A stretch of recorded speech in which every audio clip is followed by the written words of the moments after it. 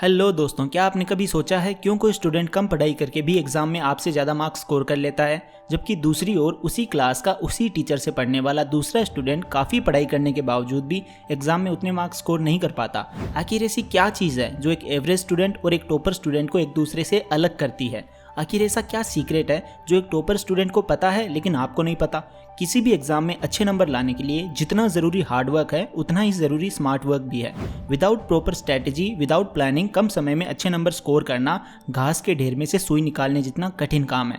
तो आपके इसी काम को आसान बनाने के लिए मैं ये वीडियो लेकर आया हूँ। बहुत सारी रिसर्च के बाद मैंने कुछ ऐसे पॉइंट्स सेलेक्ट किए हैं जो कि आपको पता होने ही चाहिए अगर आप कम समय में चालाकी से पढ़ाई करके किसी भी एग्जाम में अच्छे नंबर स्कोर करना चाहते हो। तो जाने अनजाने में हर टॉपर स्टूडेंट इन पॉइंट्स को, इन बातों को फॉलो करता है। तो अगर आप भी चाहते हो आपकी क्लास के अगले टॉपर आप बनो, then you must have to watch this video till the end. तो दोस्तों, मेरा नाम है mister Proton, so let's begin.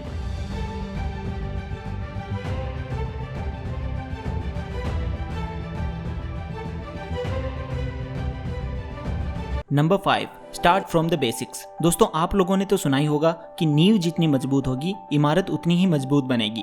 Topper student her class top करता है क्योंकि उसने पिछली क्लास टॉप की थी, पिछली क्लास में उसने मन लगाकर पढ़ाई की थी, उसके बेसिक्स क्लियर थे भाई। जब आप 11th क्लास की ऑर्गेनिक केमिस्ट्री पढ़े बिना डायरेक्ट 12th क्लास की ऑर्गेनिक केमिस्ट्री पढ़ोगे तो आपको कुछ भी समझ नहीं आएगा। आपके हर सब्जेक्ट के बेसिक्स, फंडामेंटल्स जितने ज़्यादा क्लियर होंगे आपको वो सब्जेक्ट समझने में और उसके क्वेश्चन सोल्व करने में उतनी ही ज़्यादा आसानी होगी।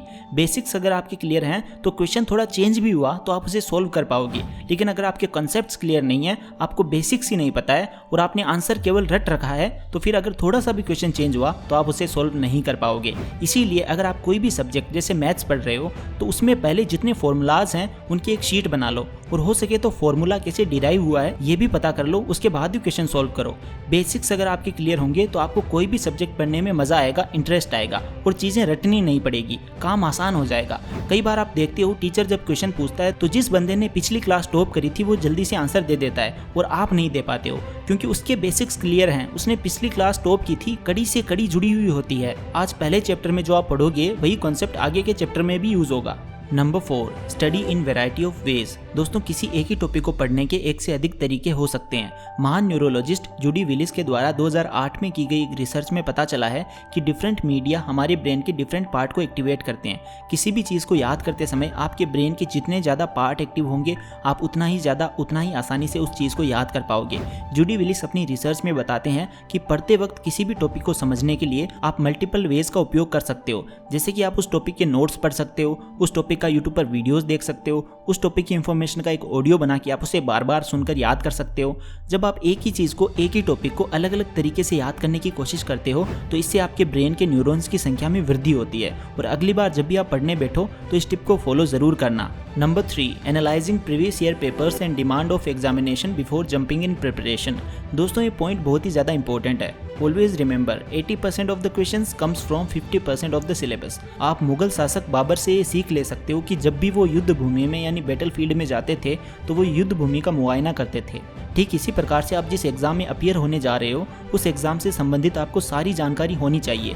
आपको पता होना चाहिए कि एग्जाम की आखिर डिमांड क्या है, बोर्ड किस टाइप के क्वेश्चंस को ज़्यादा महत्व देता है, ज़्यादा इंपॉर्टेंट मानता है, और ये सब चीज़ें आपको तभी पता चलेंगी जब आप प्रीवियस ईयर के पेपर्स को एनालिसिस करोगे। इसीलिए अगर आप किसी भी एग्जाम की प्रिपरेशन कर रहे हो तो आपको कम से कम लास्ट 3 ईयर्स के पेपर्स को ज़रूर सॉल्व करना है। Number 2, summarise what you read. जैसा कि मैंने बताया 80% क्वेश्चंस 50% सिलेबस में से आ जाते हैं। इस 50% सिलेबस के जो टॉपिक्स या फिर आप जो कुछ भी पढ़ते हो आप उसे समराइज कर सकते हो, कम शब्दों में मैक्सिमम सिलेबस कवर कर सकते हो। इसके लिए आप हर चैप्टर के शॉर्ट नोट्स बना सकते हो, इससे आपको रिवीजन करने में काफ़ी ज़्यादा आसानी होगी।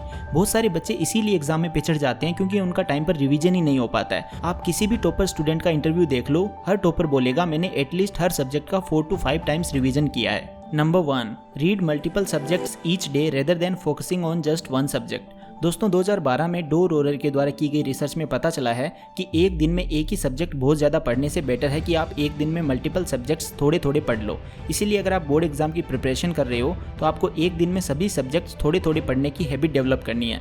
डो रोलर बताते हैं कि एक दिन में एक ही सब्जेक्ट पढ़ने से एक जैसी इन्फॉर्मेशन मिक्सअप हो सकती है। वहीं अगर आप थोड़ा थोड़ा हर सब्जेक्ट पढ़ोगे तो इससे आपको चीज़ें याद रखने में भी आसानी होगी और इन्फॉर्मेशन मिक्सअप भी नहीं होगी।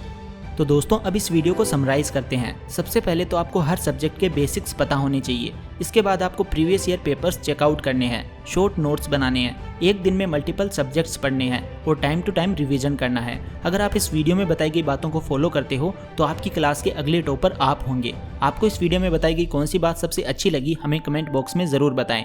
सो thank you so much for watching this video. Take care, love you all and all the best.